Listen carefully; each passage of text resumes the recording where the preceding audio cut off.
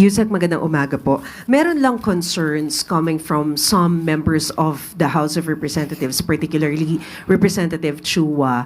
And although nag-convene na yung impeachment court, merong ilang mga senator judges na lantaran na nagpapakita ng suporta sa defendant na si Vice President Sara Duterte, particularly Senators Amy Marcos and Robin Hood Padilla. What do you think of this? My opinion? Yes, ma'am. Sa batas naman po, sinasabi na kapag ka po kayo ay tumayong senator judges, dapat meron kayong neutrality. Dapat hindi bias. Sa ngayon po, harap-harapang ipinapakita ang biases. Sana po igalang nila ang taong bayan at magpakita naman ng konting kahihiyan. Dahil ang sinisilbihan nila ay ang taong bayan, hindi para sa iisang tao lamang.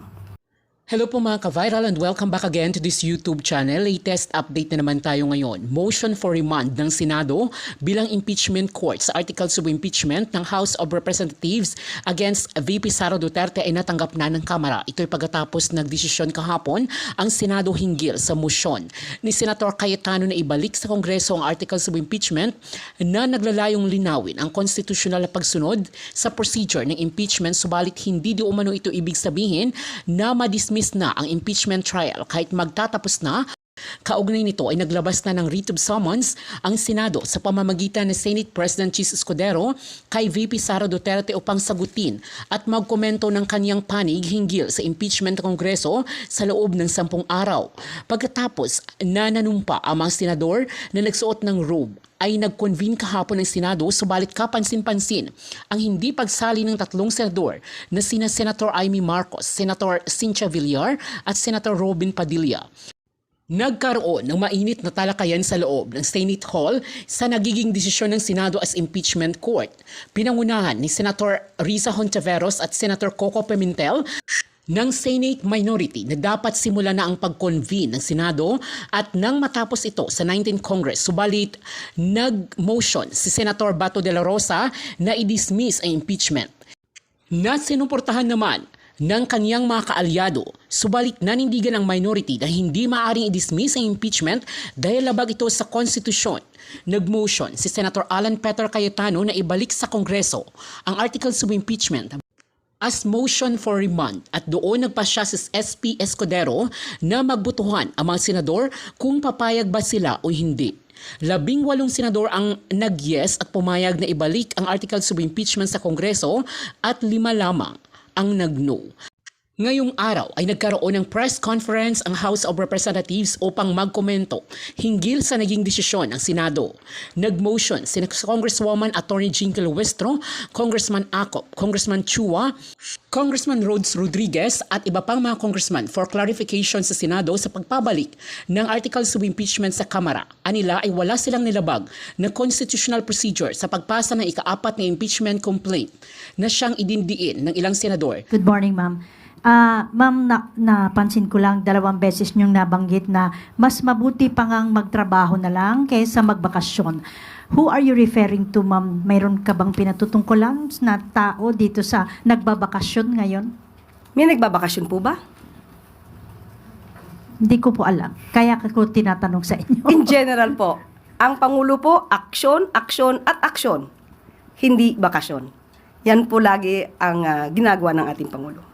So wala kayong particular na tao? Wala po akong partikular. Maliban lamang po kung meron po kayong alam na nagbabakasyon ngayon. Okay. Thank you, ma'am. Maraming follow-up question, Ivan Marina. Nabanggit niyo, Yusek, that the President is open to a dialogue para to thrash out the differences in positions sa upper and lower chamber. But is he going to initiate it? Para ho hindi na lumala itong sinasabing possibility of a constitutional crisis.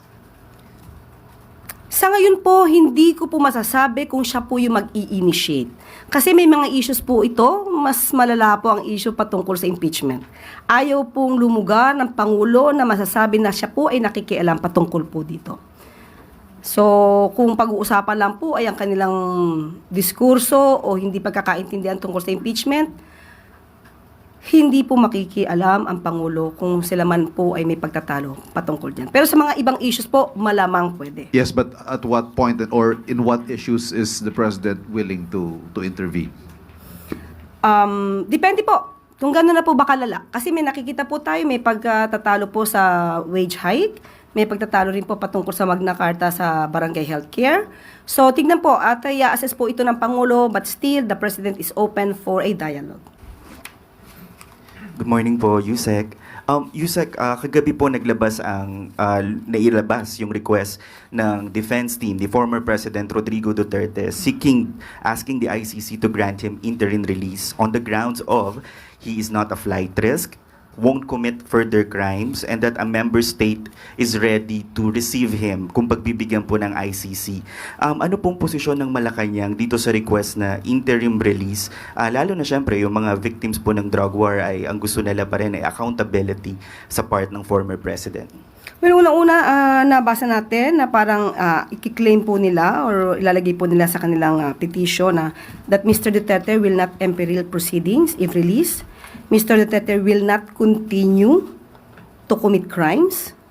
So, in one way or another, the council admitted that the former president, had committed such crimes. Just a question. Because they will include that in their motion or petition that Mr. Duterte will not continue to commit crimes. So, may pag-amin ba rito? And anyway, if that's their strategy, sana lang po ay mapaniwala nila yung mga ICC judges at huwag nilang masabi later na ang kanilang mga pinangako, dahil may mga pangako sila sa kanilang sa petisyon, ay masabing nagbibiro lang sila. Katulad na nangyari sa pangako sa jet ski. Well, anyway, kanila pong strategy yan at hayaan na lang po natin ang ICC ang mag-determine kung sila ba ay paniniwalaan at kung mag-grant ang kanilang request for interim release. At kung ano man po maging desisyon ng ICC, the Palace or Malacanang will respect kung pagbibigyan man po itong interim release. Opo, nasa ICC na po kasi yan. Nasa kamay na po ng ICC kung ano po ang kanilang magiging decision or resolution on that matter. Last question na lang po. Related pa rin po sa ICC, but this time coming from Vice President Sara Duterte during a meeting with the OFWs in Kuala Lumpur. Ang sabi niya po, kasama niya rin kasi si Senator Amy Marcos. Sabi niya, dinadala niya raw doon si Senator Amy kahit saan kasi hindi ako ang magbabalik kay dating Pangulong Duterte sa Pilipinas dahil ang kapatid mo, referring to President Bongbong Marcos, ang nagpadala sa kanya sa The Hague. Ikaw ang magbalik sa kanya. So, how does Malacanang respond to this statement, especially with former Duterte now, President Duterte now seeking interim release? At saka, yung message nga po sa mga OFW na si Pangulong Marcos daw yung nagpadala sa Hague. Ito ba yung binanggit niya na hostage niya, Yes. si Senator Amy Marcos? Well, yan po ay kasunduan ng dalawa, ng Vice Presidente at ni Senator Amy Marcos. Ang Pangulo ay hindi at walang partisipasyon sa kanila naging kasunduan. It is, the President is not a privy to the contract or agreement between a user and a person willing to be used. Hindi walang kinalaman ng Pangulo sa kontratang kanilang pinasukan, yung isang tao na manggagamit at isang taong willing magpagamit. At ang nais lang po natin sana ay ang Pangulo po kasi ang sinabi niya ay tuloy-tuloy siya sa kanyang pagtatrabaho, focus sa trabaho. Nadagdag pa nga po ang problema dito sa Siquijor. At kung ang Vice Presidente lamang sana ay nakipag-usap sa kanyang kaibigan, baka hindi pa dumaan at dumating sa krisis na ito sa Siquijor. Thank you, Tristan. Next question, Eden Santos, Net25.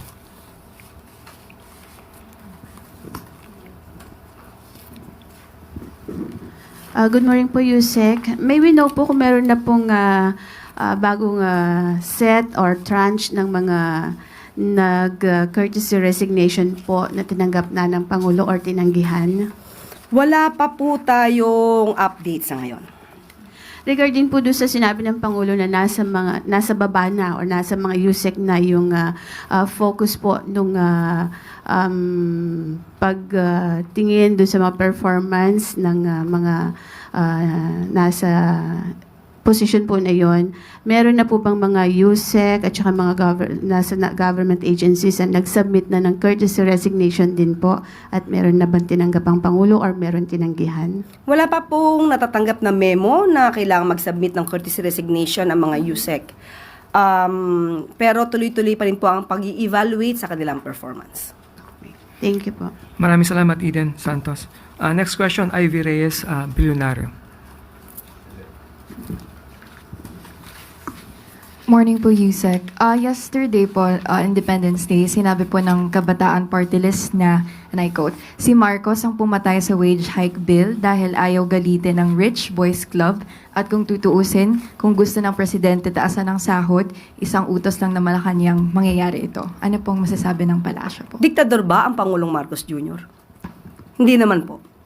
Hayaan na lang po muna natin ang usapin na yan sa Kongreso at ang Pangulo naman po ay hindi tutol sa increase sa wage hike dahil ito po naman ay makakabuti sa mga manggagawa. Pero sa ngayon po, meron po tayong current process at tatandaan nyo po, taon-taon naman po ay inaaral po ito ng Regional Tripartite Wages and Productivity Board at sa bawat rehiyon, sa bawat lugar ay nagkakaroon po ng increase ng mga sweldo o sahod ang ating mga kababayan. Thank you po. Thank you, Ivy Reyes. Next question, Leth Narciso, DZRH. Good morning, Yusek. Ma'am, VP Sara raised doubts over the results of the recent midterm election. Sabi niya, may nakausap siyang IT experts na nagsasabing hindi pwedeng totoo yung mga numerong lumabas at sinabihan niya daw ang PDP na questionin kung paano ginawa ang proseso ng bilangan. How does the palace view such claim from the Vice President? Well, sa mga ganito kasi, wish lang nila yon. Libre naman ang mangarap. Ang pangarap na iyon ay, sa ngayon, ay hindi mangyayari. Ang pangarap sana ay huwag gawing realidad, baka maraming maniwala. So, kung ano po ang resolusyon, ang naging resulta ng eleksyon, igalang na lang po natin. Hindi po ba nababahala yung palasyo na baka yung ganitong mga pahayag mag-create ng kalituhan or gulo kasi syempre katatapos ng eleksyon baka may iba na hindi pa matanggap yung kanilang pagkatalo i-capitalize yung ganitong statement. Kaya nga po, yan naman ang nakikita nating gusto nilang gawing naratibo. Sirain pati ang institusyon, ang kredibilidad ng eleksyon, pati na ang COMELEC. Yan ang talagang ninanais nila. Hindi naman sila siguro nagsasabi ng mga anumang positibo pagdating sa gobyerno o ginagawa ng pamahalaan. Sabi nga natin, mas maganda sana magtrabaho kaysa magbakasyon. Maraming salamat, Leth. Next question, Ann Soberano, Bombo Radyo. Yusek, good morning. The Philippine Constitution Association or PhilConsa led by retired Chief Justice Renato Puno said na yung order po daw ng Senate na ibalik sa House of Representatives ang articles of impeachment para litisin si VP Sara raises grave constitutional questions and challenges the integrity of the impeachment process. Kaya nanawagan ang PhilConsa sa Senate na i-uphold ang constitutional duty and proceed with the impeachment trial in accordance with the Constitution and the rule of law. Ano po ang reaksyon dito ng palasyo? Ang bawat opinyon ng isang tao, grupo, ay iginagalang po ng Pangulo. Ang sabi nga po ng Pangulo kahapon, ang totoong kalaban po ng kalayaan ay ang pagiging manhid. Nais pa rin po ng Pangulo na magkaroon ng katatagan ang demokrasya sa bansa. Sa mga nangyayari ngayon, Yusek, sa dalawang kapulungan ng Kongreso, may balak po ba ang kausapin ni Pangulong Marcos ang dalawang leader ng chamber? Actually, ang dalawa pong leader ng kapulungan, si Senator SP Cheese Escudero at si House Speaker Romualdez ay umattend po ng Venue kahapon.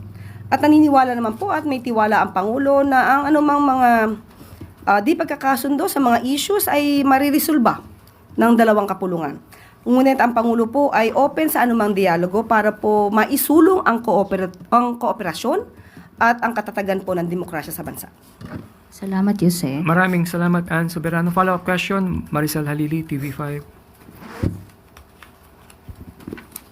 Yusek, magandang umaga po. Meron lang concerns coming from some members of the House of Representatives, particularly Representative Chua. And although nag-convene na yung impeachment court, merong ilang mga senator judges na lantaran na nagpapakita ng suporta sa defendant na si Vice President Sara Duterte, particularly Senators Amy Marcos and Robin Hood Padilla. What do you think of this? My opinion? Yes, ma'am. Sa batas naman po, sinasabi na kapag ka po kayo ay tumayong senator judges, dapat meron kayong neutrality. Dapat hindi bias. Sa ngayon po, harap-harapang ipinapakita ang biases. Sana po igalang nila ang taong bayan at magpakita naman ng konting kahihiyan dahil ang sinisilbihan nila ay ang taong bayan, hindi para sa iisang tao lamang. Maraming salamat, Maricel. Follow-up question, Tuesday New, DZ. Kasi yun po nga po yung sinasabi kagabi ni Senate President Escudero. That is why we're seeking for their clarification, no? Because it is the Senate rules on impeachment itself which provides for the presentation of the articles of impeachment before convening the impeachment court. And that's why it's mooted by the referral of the impeachment complaint to the impeachment court raises an issue for the prosecution panel. Ano ba ito? That's why we need to be enlightened. At nasabi ko na po kanina, if the impeachment court will issue an order that the presentation of the articles in accordance with their rules is impliedly complied with, we might accede to that. Kaya lang without that order, it is hard to rely on assumption. And sa statement niyo po kanina sa opening niyo, you said na buhay na buhay po yung impeachment trial. Why did the House Prosecution Panel choose to adopt that view considering na may ibang sa Senate Minority Bloc, mayroon silang sentimiento na yun ngang pag-remand ng kaso ng impeachment articles sa House of Representatives is tantamount to a dismissal or functional dismissal or tantamount to termination of the proceedings. Well, we wish to be clarified first before we make a stand on whether that order to return or remand is tantamount to the dismissal of the impeachment complaint. Unless we are clarified on that order, I believe that to speak on that issue will be premature. Thank you po, thank you po. Thank you po, prosecutors. Willie Delgado from DZMM. Magandang hapon ho. Curious lang ako doon sa word na order. Once na na-convene na po yung impeachment court, may co-equal pa ba tayo matatawag between Congress and the Senate? Kanina po binanggit na ng ating lead prosecutor na when we talk about the impeachment court, iba na po ang setup dyan. We might be co-equal as a legislative body, the Senate and the Congress. But when we speak about the impeachment court, they are, indeed, is an implied admission already that we can continue the impeachment trial until the 20th Congress. Final clarification.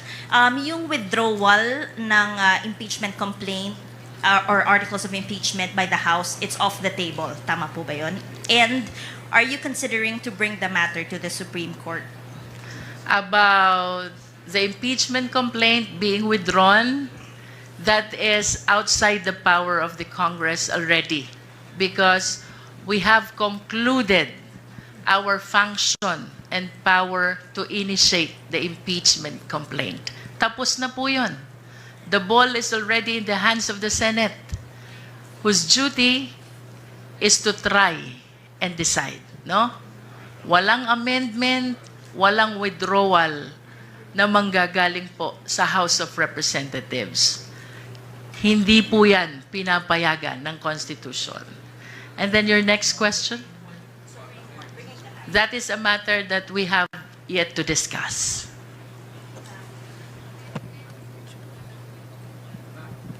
Ma'am, clarification lang, Congressman. Before you Congressman proceed with Jervin. your question, Vic, sorry, we would like to acknowledge the presence of House Quadcom Lead Chair, Congressman Robert Ace Barbers of Surigao del Norte. Is your question, Vic, related to the question of BBN? Okay. Yes. Okay, proceed. Ma'am Jervin, clarification lang. Kasi ang sabi ninyo, since nag-acquire na ng jurisdiction ng impeachment court doon sa impeachment case, doon sa nakita nyo na na-post sa social media that renders moot and academic, yung supposed to be today a presentation na ng article of impeachment. Miwino, kumbaga clarification, tinututulan nyo yung cancellation ng presentation since the impeachment court acquired the jurisdiction on the matter. We are not opposing. We are seeking clarification. And perhaps if the impeachment court will issue an order that the presentation of the article is impliedly complied with, we may accede to that. We are just following the Senate rules on impeachment. And the presentation of the articles is one of the significant part of their own rules on impeachment. Thank you, ma'am. Thank you, Vic. From Philippine Daily Inquirer, Krisha Subing-Subing is now acknowledged. Hello po. Medyo related din po sa question ni Ate Vivian kanina. So, kailan at paano po magsisik ng clarification sa Senate if Congress adjourns by today po? I mean, the past few months has shown us that the Senate refuses to convene into an impeachment court kapag walang session po. So, I guess, is it possible na yung 20th Congress Senate mentioned we would defer po, no? Pending clarification. Now, once yun na po. Thanks, Kuya Ray. Thank you, Krisha. Mela Lismoras from PTV4.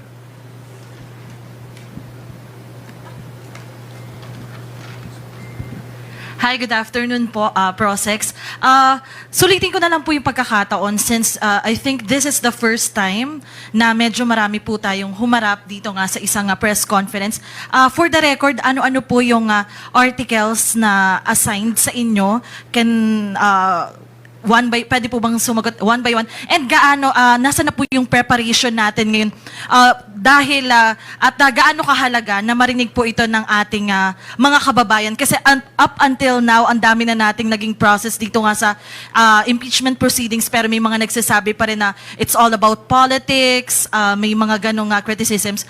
Can you just share ano pong articles and ano na po yung update sa preparation nyo at gaano ito kahalaga na marinig ng taong bayan sa pamamagitan ng impeachment trial? Una po, gusto kong balikan kanina yung tanong, yung tungkol sa can we reject it? Di ba? Ngayon, na-return nila sa amin, na-reject. Baka magbula-bula po ito, wala nang patutunguhan. Yun po ang ayaw nating mangyari. Ang importante po dito, ang interest ng taong bayan at saka yung duties and obligations natin. Kung kailangan may mag-bend siguro dito, kami ang prosecutors, sila ang judges, kailangan kung compliable, kung pwede namin gawin na hindi makukompromise yung aming strategy, ay siguro baka kailangan namin gawin. Pangalawa, yung tanong po ni Ma'am tungkol sa articles, sa preparation po namin. Ngayong araw nga po, nakahanda na po kaming mag-present, pero pinigilan lang po namin. Pero ayaw po namin muna magsalita para hindi naman namin telegraph kung anong gagawin namin. Pero nandun nakalabas na po yung articles of impeachment. Sir, ilang percentage na lang po? So, with that po, you're saying 100% na nga kayo sanang prepare. Tama po ba?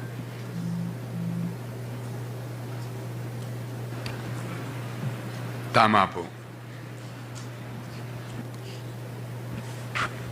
Thank you, Mela. Jongman Lapas from DZRJ.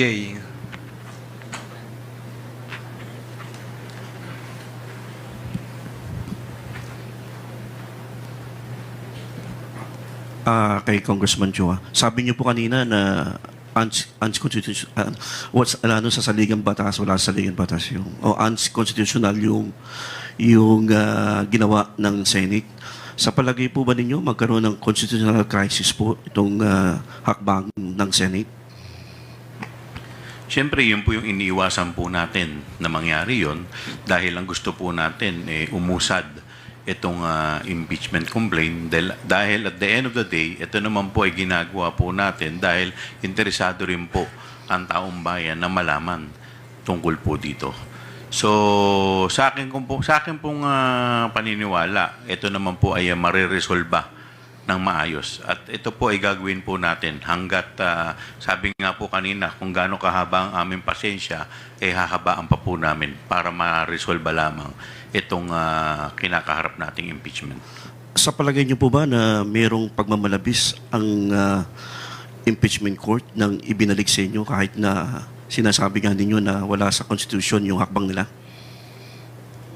Kaya nga po magsasubmit po kami ng clarificatory questions para malinawan po kami kung ano po talaga yung kanilang mga ninanais. Sa reaction lang po, sabi po ni Senador De La Rosa na tantamount to dismissal na raw po yung impeachment case nang ibinalik sa inyo. Unang-una po, ang trabaho po ng Senado bilang impeachment court ay to try at hindi po mag-dismiss. So, inaantay po namin ngayon na gampanan po nila ang kanilang constitutional duty. Last na lang po, sabi ni po Senador De La Rosa, ginabayan siya ng Holy Spirit. Kanina po, nasa misa kayo, dinasalang kayo. Humingi po ba kayo ng gabay sa Holy Spirit din? Ang unang-una, lahat naman po tayo, yun po ang gusto natin, gabayan tayo ng Holy Spirit. Pero ang pinakatamang gabay po dito sa impeachment proceeding ay ang ating saligang batas.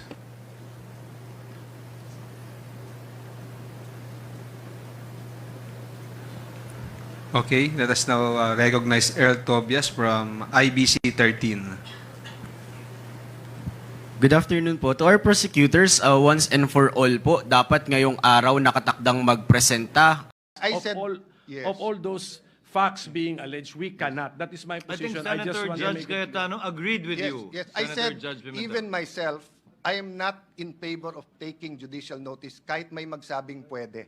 I'm sorry, Minority Leader, if it made it appear that I'm speaking for you. I'm agreeing with you na mahirap mag-decision ngayon on dismissal based on the grounds na binigay sa atin nila Senator Bato and Senator Bongo and our other colleagues. To clarify, before I recognize Senator Bato, the chair, as it understood the point raised by Senator Cayetano, is that the basis of the two grounds raised by Senator Bato in seeking a dismissal. Three grounds, Mr. Three grounds. Presiding. Cannot be taken judicial notice of by the court, and that these facts must be obtained, if at all